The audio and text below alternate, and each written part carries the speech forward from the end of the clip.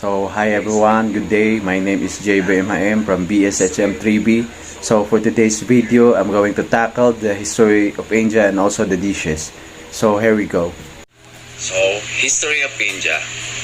First making this 7th largest nation in the world with a total area of 3,257,263 square kilometers. Surrounded by Bhutan, Nepal, and Bangladesh to the northeast, China to the north, Pakistan to the northwest, and Sri Lanka on the southeast coast. So, aside from being the place of third of the largest country in the Asia, it is also the 7th largest country in the world.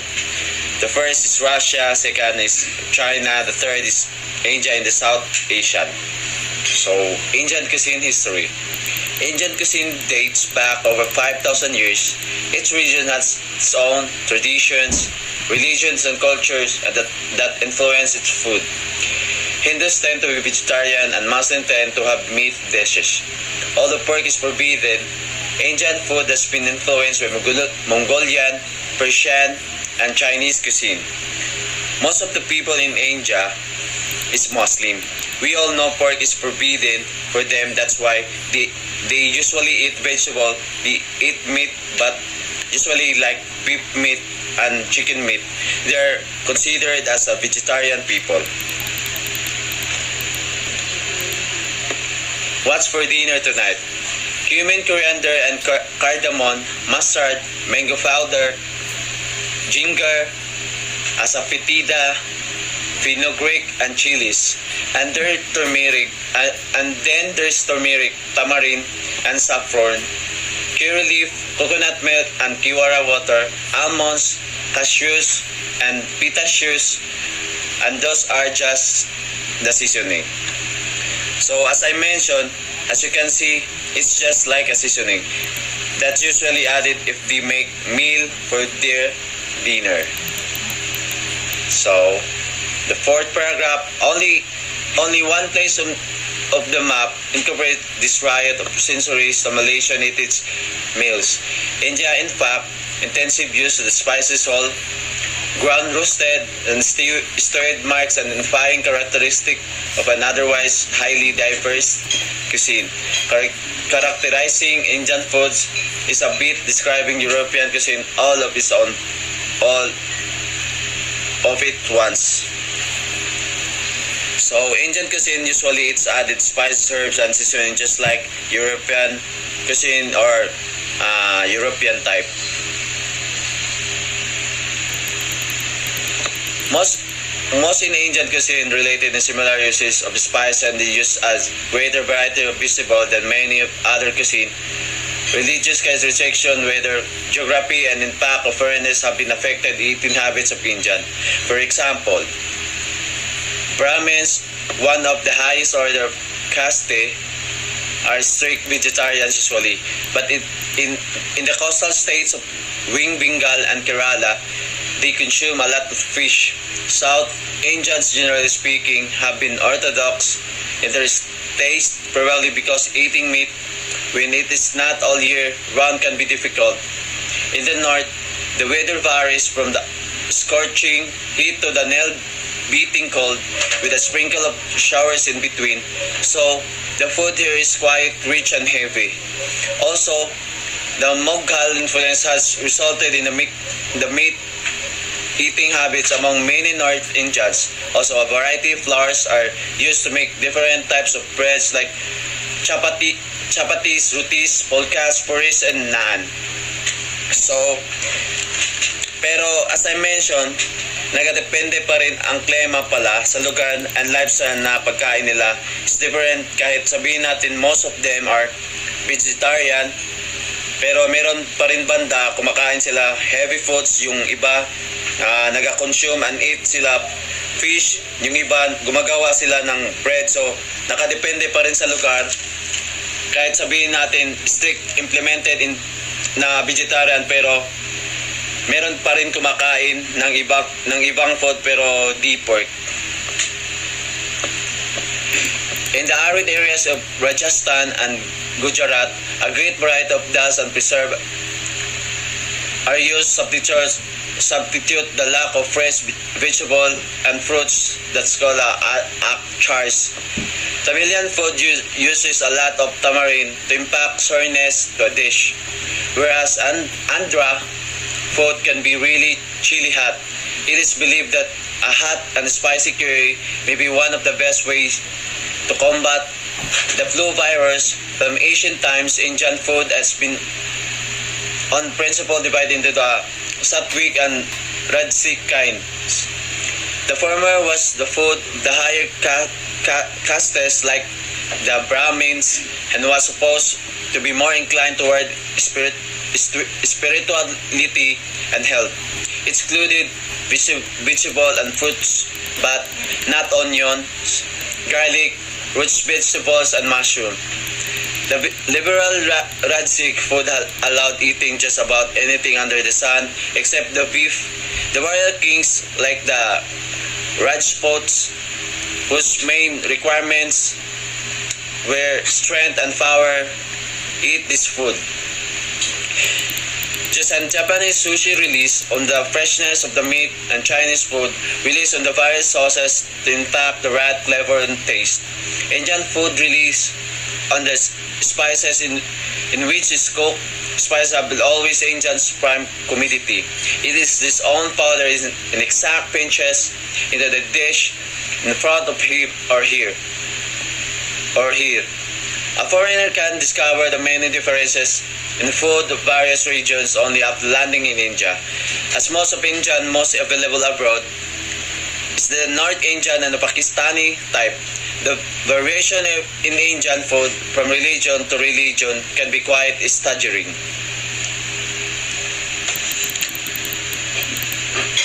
In the 8th paragraph, many Indian dishes require an entire day's preparation, cutting vegetables, pounding spices, and so on, of just sitting patiently by the fire for hours on end.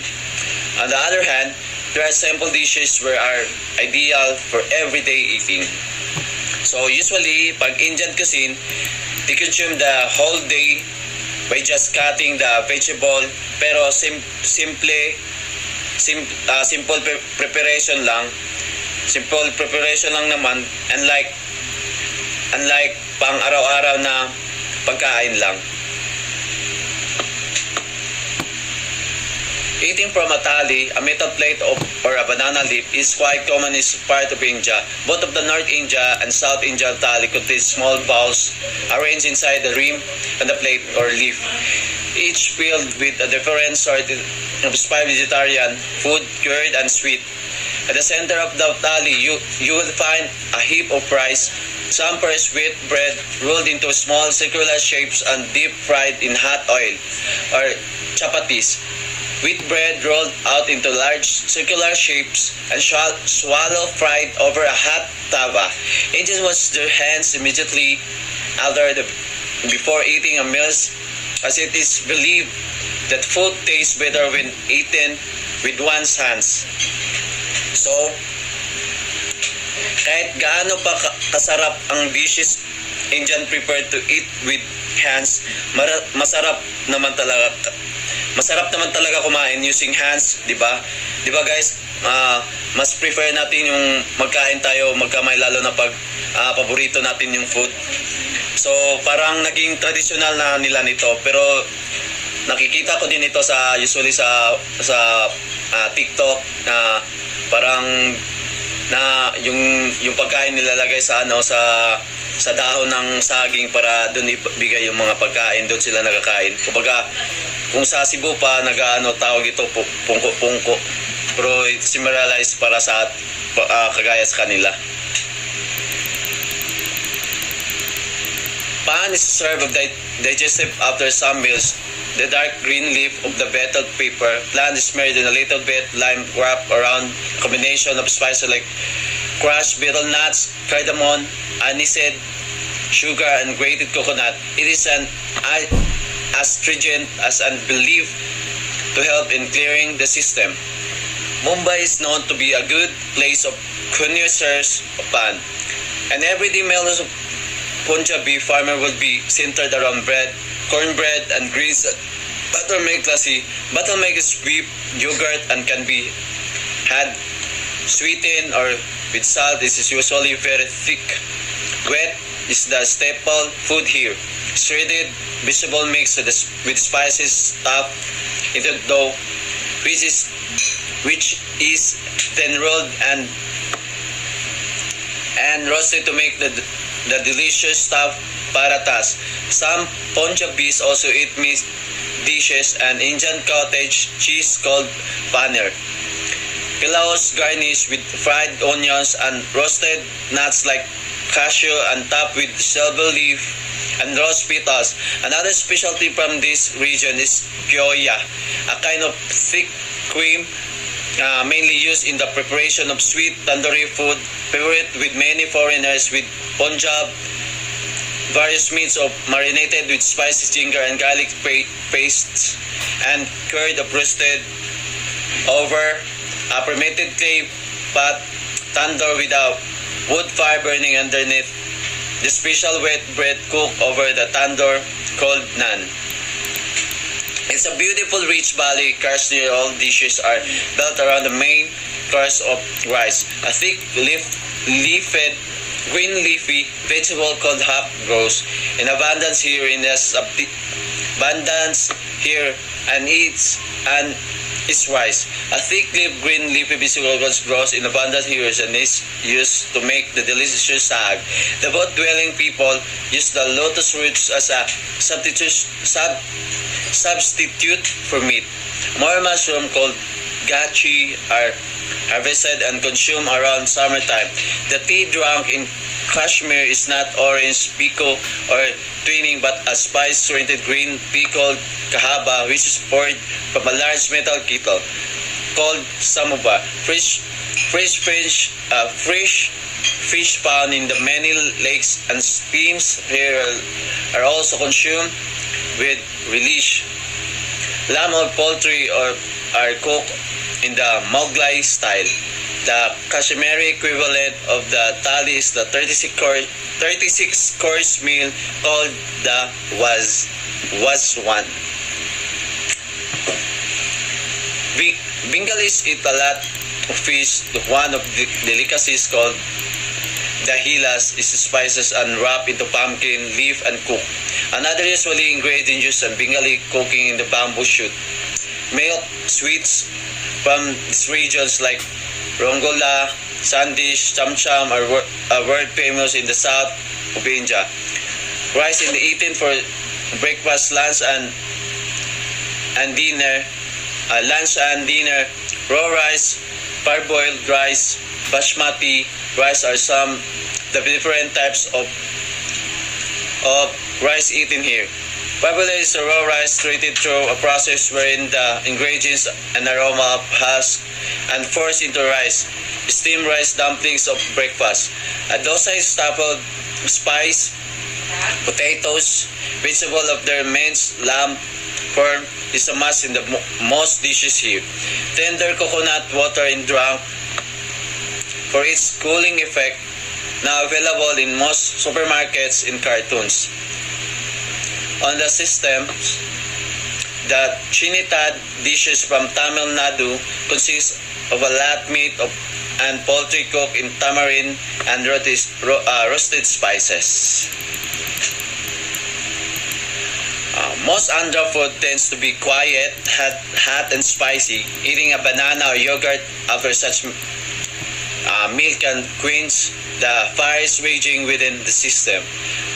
Hyderabad, the capital city, is the home of the Muslim Nawaz rulers and is famous for its superb biryani, simply delicious grilled kebabs, kormas and rich desserts made with apricots. Most of food are spices so that kung kumakain sila ng mga sweet fruit like banana or sweet dessert, nagkakain sila, nilalagay yung sinabi ko kanina, nagkakain talaga sila, nilalagay nila dito sa dahon ng saging.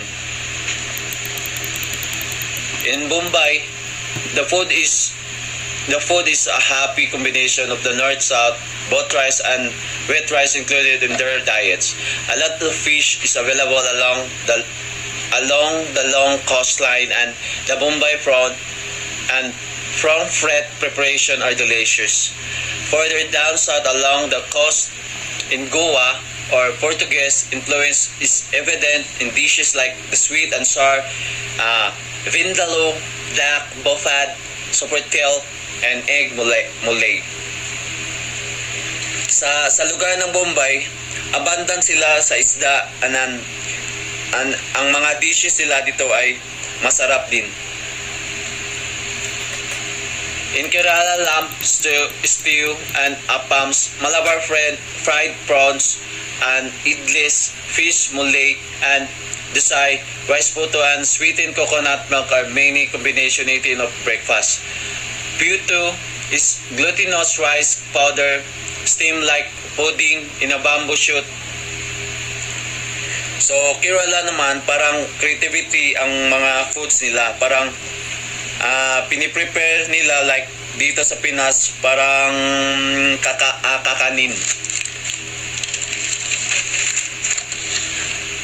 Sweet are very popular all over in India, are usually cooked in a lot of fat. Jalebis, luscious pretzel shaped loaves fried to a golden crisp of soaked in saffron syrup can be had from any sweet vendor in North India. Kuya payasam are equivalents of the rice pudding, and kulfi is the Indian ice cream made in conical molds and frozen. Aside from being a popular in streets food and idea, they love also to eat sweet foods. Tea is drunk as a beverage in Asia. Tea from the hills are Darjeeling and Kalimpong are boiled in milk and water and served with a liberal dose of sugar. Filtered coffee is a favorite among South Indians and it's very sweet, milky version of coffee. So, tea ang nakasanayan nilang iniinom dito sa India. So, many varieties of foreign whiskeys, rum, even tequila is available in India now. Indian beers like Kingfisher and Kalyani are mild in comparison to the Australian ones. Indian wines have begun making a foray into the market now.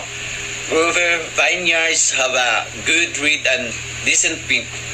One doesn't need an alcohol permit to consume liquor here, but permits are issued on request, and all India liquor permits are interesting document that states the requirements for a persons to drink for medical reason.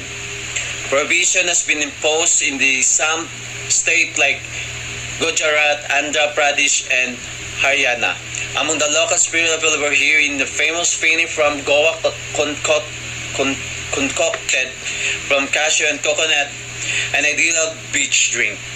Tudi is a tapped from coconut palms and the best drunk in early hours of the morning.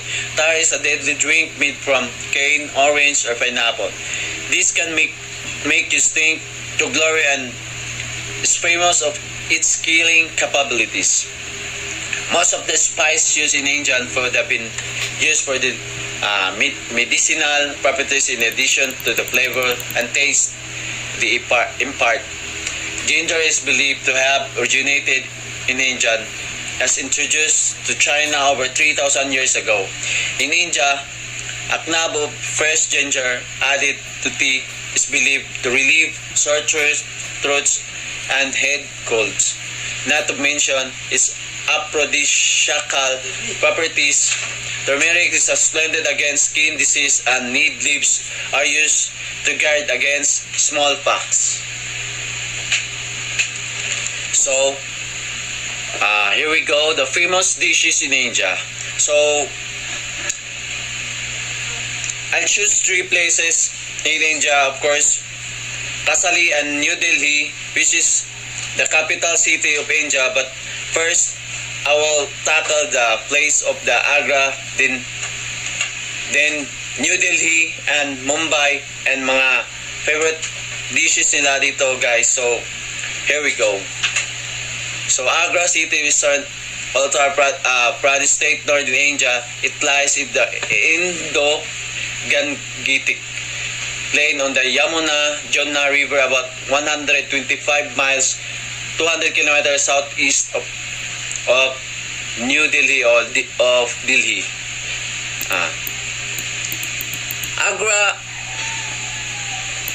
Agra is not only famous of mesmerizing Taj Mahal, but it's dedicated to its acknowledged as the most best street food serving spot in the country of many connoisseurs. The city is very populated, yet it witnesses foodies coming from all over the country to quench their insatiable appetite. Food in Agra epitomized by the variety of Mughlai delicacies, but there are tasty chats, spicy dalmon, chela tikki, kakori, and delicious peta all over the street of Agra waiting you. The succulent meat with Mughlai influence is evident in any shop selling non-vegetarian dishes. So trivia tayo, guys. About sa Taj Mahal. So that Taj Mahal is one of the best spot Asia, considered as the belong in the 7 wonders of the world. So aside from coming in India to try their unique spicy dishes, pwede mo ding puntahan ang Taj Mahal, witness the finest structure of it. Kasi usually maraming yung Taj Mahal, guys, di lang ito basta-basta na mosque lang. May museum dito or may mga park dito na so usually binibisita to ng mga many tourists or million tourists na nagapunta dito. So sa sinabi ko about the mga dishes sa Agra, aside from the hindi lang Taj Mahal yung known doon, may mga street food din sila na usually patok sa kanila. So ito yung peta. A trip to Agra is always incomplete without peta. It's one of the most iconic street food in Agra. Peta comes in a wide variety, right from paan to kesar, and this aren't mouth-watering enough for you, then you can always try its other variants, being a specialty of Agra. It has people rushing over from all parts of the country due to the delicious flavor. Peta is prepared from white pumpkin or a gourd, and mixing with nuts with give it a unique taste. So it comes in 2 varieties. One's variety is dry and hard white. The other is soap and kind of liquid. So tatlong to sila, guys. So ito yung mga picture nila. So paratha. No matter which corner of India of travel to you, would you always want to grab a bite of this famous Mughlai dish? Parathas are made from wet with stuffing varying from grated potatoes, grated cauliflower to carrots, etc. It is regarded as the ultimate breakfast dish. Agra is famous for its Mughlai cuisine, and hence you would get the best paratha served here, which is also some of the best street food in Agra. This dish is served hot and should tingle your taste buds. So parang yung form niya, guys, is parang pizza. So masarap naman talaga, guys, pag yung food talaga is siniserve mainit. So Mughlai, the best food in Agra. Mughlai cuisine is the trademark of Agra, and it's considered as the token of souvenir from the Mughlai era. Mughlai cuisine has a vast number of dishes to offer. It mostly consists of meat, flavored dried nuts. So sa yung mga paborito na meat na sa Mughlai sa Agra. Parang i-grilled lang siya, tapos may mga nuts na pang sa itaas. The second city in the India, which I yung pinili ko, New Delhi, the capital city of India. New Delhi is the capital of India and the administrative district of National Capital Territory of Delhi. New Delhi is the seat of the three branches of the government of India, housing the Rashtrapati Bhavan, Parliament House, and the Supreme Court of India. Not just the capital of India, full of history, art, of culture, Delhi is destination for food lovers. The city, unique as food found here is not just limited to North Indian dishes. Instead, you will see more localized version of the South India Chinese and of course continental in diverse presentation and distinct flavors. So, butter chicken, a dish that Delhi can proudly call its own butter chicken, was first made in Multi Mahal, Daryaganj, when pieces of chicken were left in a creamy tomato gravy. Amidst the rest of the history, and since then butter chicken has become favorite among the non-vegetarian. So, parang chicken curry sila sa atin guys, yung dishes na to, yung pagkain to. Parang curry siya, pero yung ano niya parang ganun talaga, parang chicken curry sila sa atin. So,